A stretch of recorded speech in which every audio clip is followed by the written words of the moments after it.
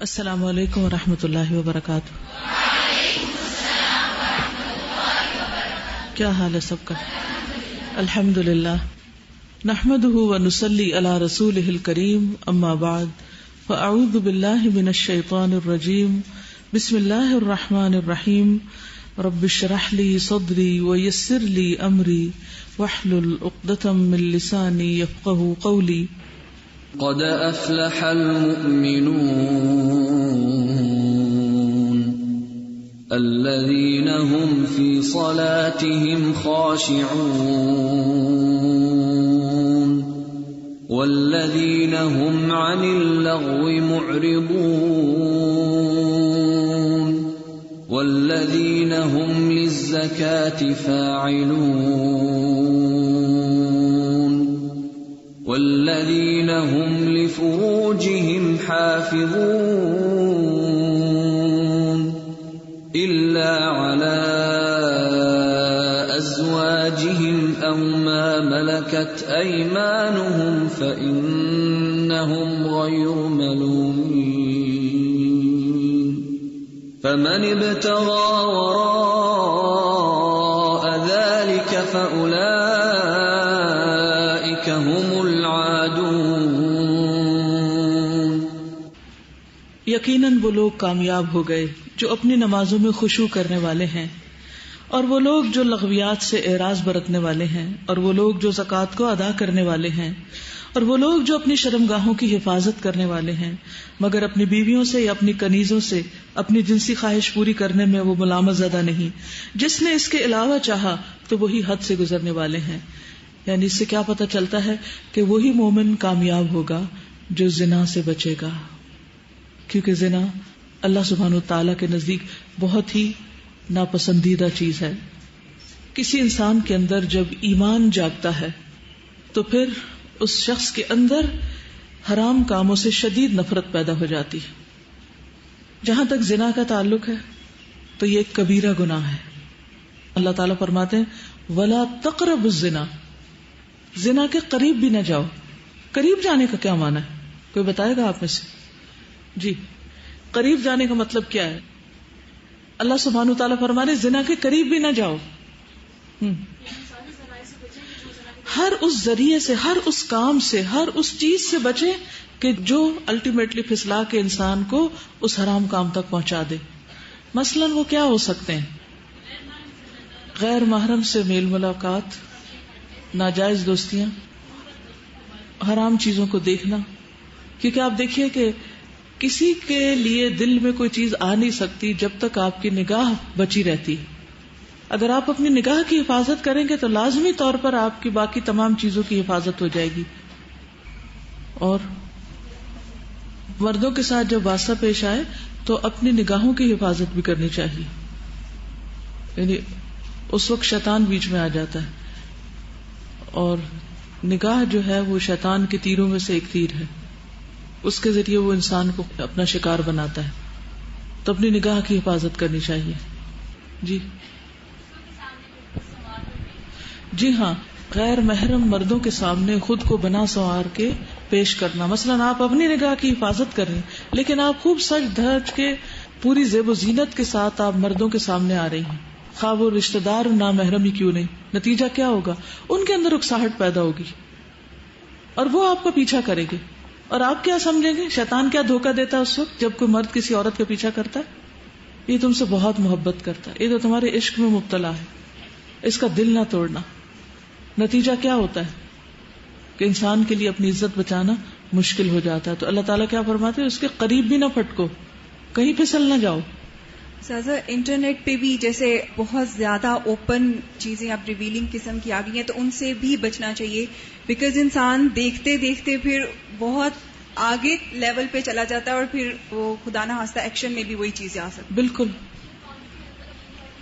اپنی آواز میں تھوڑی اسٹرکٹنیس رکھو، اتنا فریلی ان سے بات نہ کرو کہ جس کے دل میں بیماری ہے وہ اپنے راستے سے پھسل جائے، پھر وہ تم سے تما رکھ بیٹھے. ہاں جی، تو لیڈیز کو بھی چاہیے کہ وہ ایک احتیاط سے بات کریں. جینٹس تو آتے ہی ہیں اس سائڈ پہ، تو ہمیں بھی چاہیے being a girl, being a woman, ہم اس چیز سے احتیاط کریں. جی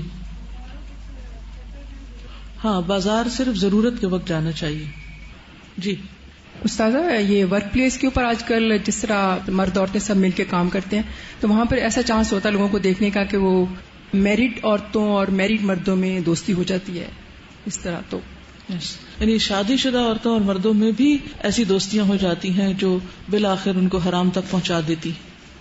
حدیث میں آتا ہے, حضرت ابو ہریرہ سے روایت ہے کہ رسول اللہ صلی اللہ علیہ وسلم نے فرمایا, زانی جب زنا کرتا ہے تو وہ مومن نہیں رہتا, ایمان رخصت ہو جاتا ہے. چور جب چوری کرتا ہے تو مومن نہیں رہتا. شرابی جب شراب پیتا ہے تو مومن نہیں رہتا. اور یہ صحیح مسلم کی روایت ہے. اور جس کا ایمان ہی رخصت ہو جائے تو پھر کیا باقی رہا اس کے پاس؟ کیا انسان کو اپنی موت کا وقت پتا ہے کہ کب موت آ جائے اور کس حال میں پھر آئے؟ اور پھر آپ دیکھیے کہ اگر کوئی شخص ایسا برا کام کرتا ہے تو اس کی زندگی میں اتنا وقت ایمان سے خالی, ایمان سے خالی, ایمان سے خالی. کل اللہ سبحانہ وتعالی کو کس منہ سے جواب دے گا؟ کیسے راضی کرے گا؟ کس چیز سے راضی کرے گا؟ تو اس سے کیا پتہ چلتا ہے؟ اس سے آپ کو کیا بات سمجھ میں آتی کہ ایمان کا تقاضا کیا ہے؟ ایمان ہمارے اندر کیا چیز پیدا کرتا ہے؟ حیا پیدا کرتا ہے. وہ حدیث یاد ہے جس میں آتا ہے کہ ایمان اور حیا ساتھ ساتھ ہیں, اگر ایک جائے تو دوسرا بھی چلا جاتا ہے. تو ایک مسلمان عورت کی بہت بڑی خوبی کیا ہوتی ہے؟ ایمان لانے کے بعد ایک عورت کی حیثیت سے ایک عورت کے اندر اس کی ایمان کی نشانی کیا چیز ہے؟ اس کی حیا. وہ اپنی عزت عصمت کی حفاظت کرے. تھوڑی دیر کے لیے سوچیں کہ اپنے سامنے ایک منظر لائیں کہ ایک لڑکی بالکل ایک غیر محرم سے, جو اس کا کوئی رشتہ دار نہیں, کچھ بھی نہیں, اس کے ساتھ باتیں کر رہی ہے اور بہت ہنس ہنس کے کر رہی ہے اور بہت اس کے ساتھ جوکس کر رہی ہے, یا تو آپ کو دیکھ کے کیسا لگتا ہے؟ صرف دیکھ کے. یعنی وہ مرد اس کا کچھ نہیں لگتا, نہ باپ ہے, نہ بھائی ہے, نہ بیٹا ہے, اور وہ اس سے بات کر رہی ہے. مثلا کوئی دکاندار ہے یا کوئی ٹیچر ہے یا کوئی اور ہے, کوئی بھی ہے جو اس کے لیے نان محرم ہے, کیونکہ ضرورت تو پڑتی ہے نا کہیں نہ کہیں بات کرنے کی. اور اگر اس نے حجاب بھی لیا ہو, نقاب بھی کیا ہو, اور ساتھ ہنس رہی ہو, اور ساتھ ہنستے ہنستے ہاتھ بھی زور زور سے ہلا رہی ہو, اور کبھی کسی طرح ایکشن کرے کبھی کسی طرح, تو وہ دیکھ کے سین آپ کو کیسا لگے گا؟ اس کی رسپیکٹ ختم ہو جائے گی نا. تو جو چیز دوسروں کے اندر دیکھتے ہوئے معیوب لگتی ہے, عیب والی لگتی ہے, بری لگتی ہے, دل کو اچھی نہیں لگتی, کیونکہ حیا جو ہے وہ فطرت میں رکھ دیا گیا نا کہ انسان خود ہی اس چیز کی تمیز کر سکتا ہے کہ یہ ٹھیک نہیں. انسان کے اندر اس کا ضمیر اس کو بتاتا ہے کہ یہ حرکت ٹھیک نہیں. اسی طرح اگر کوئی لڑکی کسی غیر مرد کو عجیب و غریب نظروں سے دیکھ رہی ہے تو کیسا لگے گا؟ تو آپ دیکھیے کہ اللہ سبحانہ وتعالیٰ جو ہر وقت ہمیں دیکھتا ہے, وَمَا اللَّهُ بِغَافِلٍ عَمَّا تَعْمَلُونَ, اللہ تعالیٰ اس سے غافل نہیں جو بھی تم عمل کرتے ہو. تو کیا جب کوئی لڑکی ایسی حرکت کرتی ہے تو اللہ تعالیٰ اس سے غافل ہوتا ہے؟ اس کو دیکھ نہیں رہا ہوتا کہ وہ کیا کر رہی ہے؟ دیکھ رہا ہوتا ہے نا. تو اللہ سبحانہ وتعالیٰ کی نظروں کی فکر کرنی چاہیے کہ وہ ہمیں کس نگاہ سے دیکھ رہا ہے. اسی طرح حیا جو ہے اس کا تعلق دل سے بھی ہے نا. ظاہر کے ایکشنز تو ہونے ہی چاہیے کنٹرول, لیکن دل پر بھی نظر رکھنی چاہیے. ایک حدیث میں آتا ہے کہ اللہ تمہارے مال نہیں دیکھتا اور نہ تمہاری شکل و صورت دیکھتا ہے, تمہاری شکلیں بھی نہیں دیکھتا, لیکن اللہ تمہارے دلوں کو دیکھتا ہے اور تمہارے اعمال کو دیکھتا ہے. تو اب آپ خود سوچئے کہ دل ایسی جگہ ہے جہاں اللہ سبحانہ وتعالیٰ خاص طور پہ دیکھ رہا ہے. تو پھر ہمیں اپنے دلوں کی کتنی حفاظت کرنی چاہیے, ان کو صاف ستھرا رکھنا چاہیے یا نہیں؟ بتائیے نا. مثلاً آپ کا چہرہ اگر کسی نے دیکھنا ہو اور اس نے آپ کو پسند یا ناپسند کرنا ہو, تو آپ اپنے چہرے کے بارے میں کیا کریں گے؟ فکر مند ہوں گے؟ کیا کریں گے اس کے لیے؟ اس کو صاف ستھرا کریں گے, اس کو چمکائیں گے, اس کو خوبصورت بنائیں گے. کیوں؟ کیونکہ کسی نے دیکھنا ہے, اور اگر میرا چہرہ خوبصورت نہیں ہوگا تو شاید میں پسند نہ کی جاؤں. یہ خیال ہر لڑکی کو ہے کہ نہیں؟ ہر لڑکی کے. کیا اسے کوئی سکھاتا ہے؟ وہ کہاں سے خیال آتا ہے؟ اندر سے ہی آتا ہے نا. تو اب آپ اسی چیز کو ذہن میں رکھ کے سوچئے کہ آپ کے دل کو اللہ تعالیٰ نے دیکھنا ہے، اللہ تعالیٰ دیکھ رہا ہے، اور اس بنا پر اللہ تعالیٰ یہ آپ کو ایکسپٹ کر لے گا، یہ ریجیکٹ کر لے گا. پھر کتنی فکر ہونی چاہیے اس دل کی کہ اس کے اندر کیا ہے، کس کس قسم کے خیالات ہیں، اور کیا وہ اللہ تعالیٰ کو پسند ہیں. لیکن ہم میں سے اکثر لوگ اس بات سے غافل ہوتے ہیں، لیکن ہماری غفلت کی وجہ سے اللہ تعالیٰ ہم سے غافل نہیں ہوتا، وہ ہمارے دل دیکھتا رہتا ہے. اب یہاں کیا ہے، ان کے اندر کیا ہے، تو کیا اللہ تعالیٰ کی خاطر اپنے دلوں کو صاف نہیں کریں گے، انہیں خوبصورت نہیں بنائیں گے، انہیں چمکائیں گے نہیں کہ یہ تو اللہ نے دیکھنا ہے. تو جب دل کے اندر ایمان آ جاتا ہے، دل کے اندر تقویٰ آتا ہے، تو پھر دل صاف ہونے لگتے ہیں، اور حیا پھر دل سے ہی اٹھتی ہے. اور جب حیا ہوتی تو ایمان ہوتا ہے، اور جب حیا نہیں ہوتی تو پھر کیا ہوتا ہے، ایمان بھی نہیں ہوتا. طبرانی کی ایک صحیح روایت ہے، ابو العاص ثقفی نبی صلی اللہ علیہ وسلم سے روایت کرتے ہیں، آپ نے فرمایا روزانہ آدھی رات کے وقت آسمان کے دروازے کھول دیے جاتے ہیں، اور ایک پکارنے والا فرشتہ پکارتا ہے کوئی دعا کرنے والا جس کی دعا قبول کی جائے، کوئی سوال کرنے والا جس کا سوال پورا کیا جائے، کوئی مصیبت زدہ جو دعا کرے اور اس کی مصیبت دور کر دی جائے. یعنی آدھی رات کے بعد دعائیں قبول ہونے لگ جاتی ہیں. اللہ عز و جل ہر دعا کرنے والے مسلمان کی دعا قبول فرماتا ہے، سوائے زانیہ کے جو اپنی شرمگاہ کے ذریعے غیر مرد کو سیراب کرتی. زانیہ عورت جو مرد کا دل بہلاتی ہے زنا کے ذریعے، اس کی دعا نہیں قبول ہوتی. پھر زنا کرنے والے لوگ خود اپنے آپ کو اللہ کے عذاب کا مستحق بنا لیتے ہیں. عبداللہ بن عباس کہتے ہیں رسول اللہ صلی اللہ علیہ وسلم نے فرمایا، جب کسی بستی میں زنا اور سود عام ہو جائے تو گویا اس بستی کے لوگوں نے اپنے آپ کو اللہ کے عذاب کا مستحق بنا لیا، کہ ان پر کسی بھی طرح کا عذاب آ جائے. پھر اسی طرح زانی کو دنیا میں بھی اللہ کی طرف سے سزا مل کے رہتی ہے. یعنی ایک ایسا جرم ہے کہ جس کی سزا دنیا میں بھی ملتی ہے. حضرت انس کہتے ہیں رسول اللہ صلی اللہ علیہ وسلم نے فرمایا، 2 گناہ ایسے ہیں جن کی سزا میں جلدی کی جاتی ہے اور دنیا ہی میں دے دی جاتی ہے. نمبر 1 زنا، اور نمبر 2 والدین کی نافرمانی، ماں باپ کی بات نہ ماننا. اور آپ دیکھیے کہ جو شخص ایسی بیماریوں میں مبتلا ہو جاتا ہے، یعنی زنا جیسی بیماری میں مبتلا ہو جاتا ہے، تو پھر اس کو ایمان کیسے رخصت ہوتا ہے؟ اس گناہ کو چھپانے کے لیے جھوٹ پر جھوٹ بولتا چلا جاتا ہے، ایک نہیں کئی ایک جھوٹ بولتا ہے. اور جب کوئی انسان جھوٹ بولتا ہے تو اس کے منہ کی بدبو سے فرشتہ کئی میل دور اس سے چلا جاتا ہے.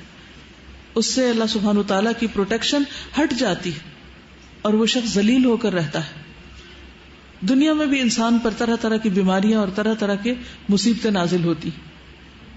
پھر بڑھاپے کی عمر میں زنا کرنا اللہ کے غضب اور غصے کو بھڑکاتا ہے.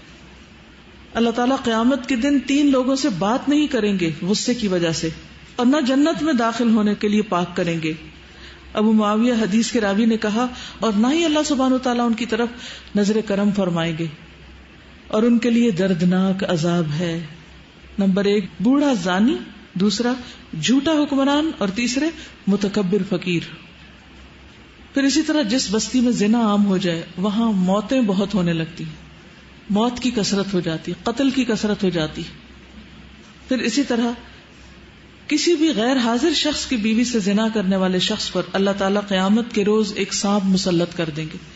یعنی کسی عورت کا شوہر کہیں گیا ہوا ہے اور ظاہر ہے کہ ہسبینڈ کا یہ کام ہے کہ بیوی کو پروٹیکٹ کرے، اور وہ اکیلی ہے، تو اس کو اکیلا پا کر کسی نے اس کے ساتھ اگر برائی کی تو ایسا شخص قیامت کے دن اس انجام سے دوچار ہوگا. عبداللہ بن عمر کہتے ہیں رسول اللہ صلی اللہ علیہ وسلم نے فرمایا، جو شخص کسی غیر حاضر آدمی کی بیوی کے بستر پر آ کر بیٹھتا ہے اس کا انجام اس شخص جیسا ہے جسے قیامت کے روز زہریلے سانپوں میں سے ایک سانپ ڈسے گا. پھر ہمسائے کی بیوی سے زنا کرنے کا عذاب یا اس کی سزا کسی بھی دوسری عورت کے ساتھ زنا کرنے سے 10 گنا زیادہ ہے، کیونکہ ہمسایوں کا حق ہمسائیگی بھی پامال کیا گیا. حضرت مقداد بن اسعد کہتے ہیں رسول اللہ صلی اللہ علیہ وسلم نے اپنے صحابہ سے دریافت فرمایا، زنا کے بارے میں تمہارا کیا خیال ہے؟ صحابہ نے عرض کی، زنا کو اللہ اور اس کے رسول نے حرام قرار دیا ہے، لہذا وہ قیامت تک حرام ہے. پھر آپ صلی اللہ علیہ وسلم نے صحابہ کرام سے فرمایا، ایک آدمی اگر 10 عورتوں سے زنا کرے تو یہ گناہ اس سے کم ہے کہ آدمی اپنے ہمسائے کی بیوی سے زنا کرے. ہمسائے کی بیوی سے زنا ایک تو حق ہمسائیگی پامال ہوتا ہے، اس کے علاوہ کیا وجہ ہے کہ اس کو کیوں زیادہ برا کہا گیا؟ اعتماد کا رشتہ ہوتا ہے، اور ساتھ ساتھ گھر ہوتے ہیں نا، تو سارے راز معلوم ہوتے ہیں، کس دن کون اکیلا ہے، کون گھر میں ہے نہیں ہے. پھر اسی طرح تانک جھانک کے مواقع بھی ہوتے ہیں، اور کئی طرح کی خرابیاں اس میں آ جاتی. کسی بھی وقت پیس آف مائنڈ نہیں رہتا، انسان ایک خوف کا شکار رہتا ہے. کیا آپ کو پتا ہے کہ آخرت میں ایسے شخص کا انجام کیا ہے؟ کسی کو معلوم ہے؟ جو دنیا میں زنا کرتا ہے، قیامت کے دن اس کا انجام کیا ہے؟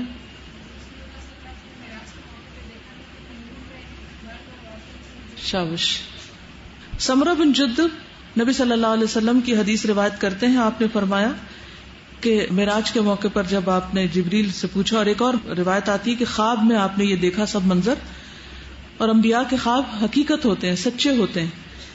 تو انہوں نے جبریل اور میکائیل سے پوچھا کہ جو مناظر آپ نے مجھے دکھائے ہیں، ان میں سب سے پہلے جس شخص پر آپ کا گزر ہوا اس کے جبڑے، نتنے اور آنکھیں گدی تک لوہے کے آلے سے چیری جا رہی تھی، تو یہ کون تھا؟ تو بتایا گیا یہ وہ شخص تھا جو صبح کے وقت گھر سے نکلتا، جھوٹی خبریں گھڑتا، جو آنن فانن ساری دنیا میں پھیل جاتی، اور اب میڈیا کے ذریعے ایک جھوٹ پوری دنیا میں کروڑوں بار ملٹی پلائی ہو جاتا ہے.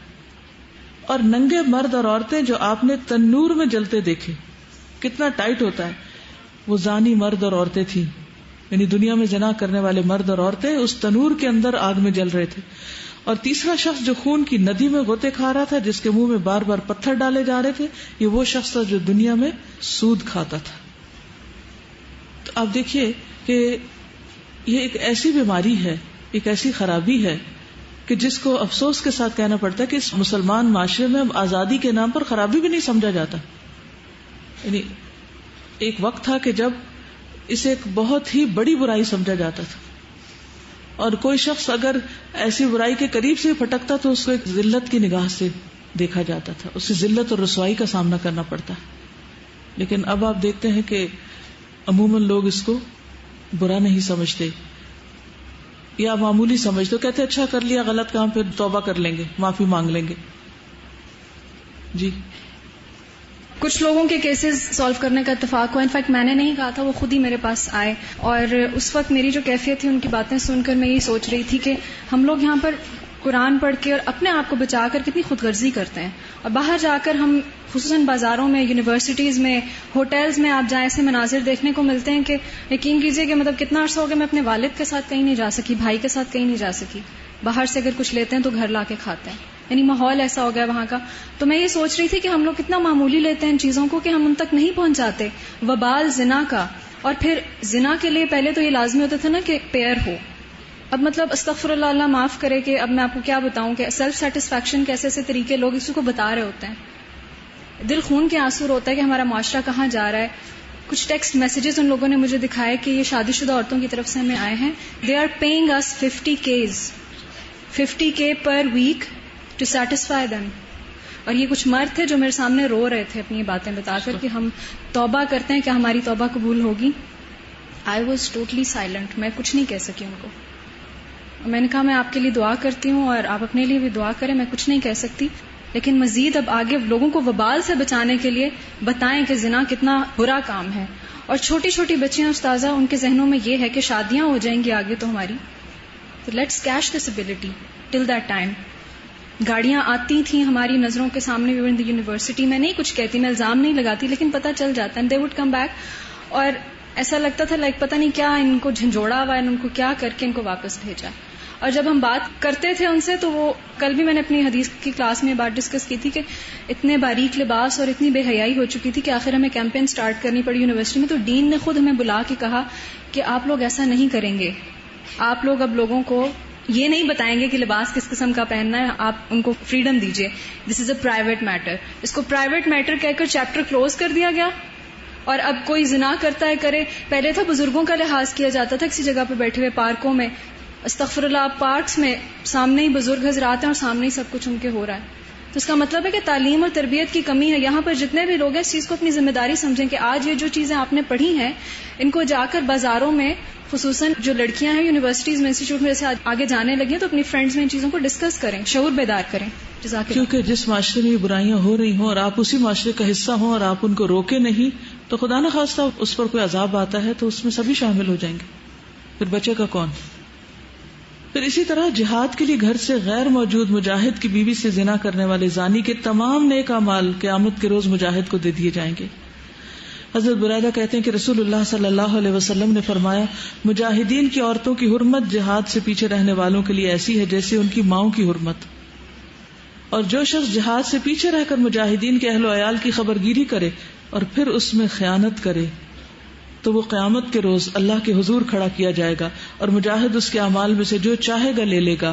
بس تمہارا کیا خیال ہے؟ یعنی خائن کے نامہ اعمال میں کیا باقی رہے گا؟ یعنی ایک شخص اگر دین کے کام کے لیے گھر سے نکلا ہوا ہے اور پیچھے اسی کے گھر میں خیانت کر دی جائے تو یہ کس قدر بڑا جرم ہے. قرآن مجید میں غیر شادی شدہ زانی کے لیے دنیا میں سزا جو ہے وہ سزا 100 کوڑے رکھے ہیں. غیر شادی شدہ زانی کی دنیا میں سزا 100 کوڑے. الزانیۃ والزانی فاجلدوا كل واحد منهما 100 جلدہ ولا تأخذكم بهما رأفۃ فی دین اللہ ان کنتم تؤمنون باللہ والیوم الآخر وليشهد عذابهما طائفۃ من المؤمنین. زانی مرد اور زانی عورت دونوں کو 100 کوڑے مارو، اور اگر تم اللہ اور آخرت کے دن پر ایمان رکھتے ہو تو تمہیں اللہ کے دین کے معاملے میں ان دونوں پر ترس نہیں کھانا چاہیے، ترس نہیں کھانا چاہیے. اور ان دونوں کو سزا دیتے وقت مومنوں کی ایک جماعت کو موجود رہنا چاہیے. اور شادی شدہ زانی کی سزا دنیا میں اس کو سنسار کرنا ہے، اور آخرت کی سزا تو آپ سن ہی چکے ہیں. لیکن حقیقت یہ ہے کہ ہمیں دنیا اور آخرت دونوں میں رسوائی سے بچنے کے لیے اور اللہ سبحانہ وتعالیٰ کی ناراضگی اور عذاب سے بچنے کے لیے ان برائیوں کو برا سمجھنا ہوگا، ان سے بچنا ہوگا اور لوگوں کو اس سے آگاہ کرنا ہوگا اور بچانا ہوگا. سبحان اللہ والحمد للہ ولا الہ الا اللہ واللہ اکبر ولا حول ولا قوة الا باللہ العلی العظیم. اللہم صل علی محمد وعلی آل محمد کما صلیت علی ابراہیم وعلی آل ابراہیم انک حمید مجید. اللہم بارک علی محمد وعلی آل محمد کما بارکت علی ابراہیم وعلی آل ابراہیم انک حمید مجید. ربنا آتنا فی الدنیا حسنة وفی الآخرة حسنة وقنا عذاب النار. ربنا لا تزغ قلوبنا بعد إذ هديتنا وهب لنا من لدنك رحمة إنك أنت الوهاب. ربنا هب لنا من أزواجنا وذرياتنا قرة أعين واجعلنا للمتقين إماما. یا حی یا قیوم برحمتک نستغیث. یا رب العالمین تو ہم سب پر اپنی رحمت نازل فرما. اللہ جو علم تو نے ہمیں عطا کیا ہے ہمیں اس پر عمل کرنے والا بنا. یا اللہ تو ہمارے عمل کا حصہ بنانے کے بعد ہمیں اسے دوسروں تک پہنچانے کی بھی توفیق عطا فرما. یا رب العالمین ہمیں اپنی ناراضگی سے بچانا اور ہماری زندگی کو ضائع ہونے سے بچا دے. یا رب العالمین تو ہم سب پر، ہمارے والدین پر اپنی رحمت فرما، ہمارے بچوں کو ہدایت عطا فرما. یا اللہ جو بھی بھٹکے ہوئے ہیں اللہ ان کو سیدھی راہ دکھا. یا اللہ تو دنیا اور آخرت کی رسوائی سے بچا اور دنیا اور آخرت کے عذاب سے محفوظ رکھ. یا رب العالمین تو ہمارے ظاہر اور باطن کو ایک کر دے اور ہماری منافقتوں کو دور کر دے. یا رب العالمین تو ہر طرح کا چھوٹا بڑا اعتقادی اور عملی نفاق ہر طرح کے نفاق سے دور کر دے. یا اللہ منافق کی سزا تو نے جو بتائی ہے کہ جہنم کے سب سے نچلے گڑھے میں ہوگی، یا رب العالمین تو اس عذاب سے بچا لینا اور ہمیں اپنی رحمت سے ڈھانپ لینا. اللہ تو ہماری اصلاح کر دے. یا رب العالمین تو ہمارے دلوں کو ہدایت دے دے. یا اللہ جو بھی اس محفل میں بیٹھے ہیں اور جو آج تشریف لائے ہیں ان سب کے دلوں میں جو دعائیں ہیں نیک تمنائیں ان کو پورا فرما اور ہمیں اپنے صالح اور پسندیدہ بندوں میں شامل کر لے. یا رب العالمین ہمیں قبر کے عذاب سے بچا، اللہ جہنم کے عذاب سے بچا، آگ کے عذاب سے بچا، جنت الفردوس میں جگہ عطا فرما، ہمیں اپنا دیدار نصیب فرما.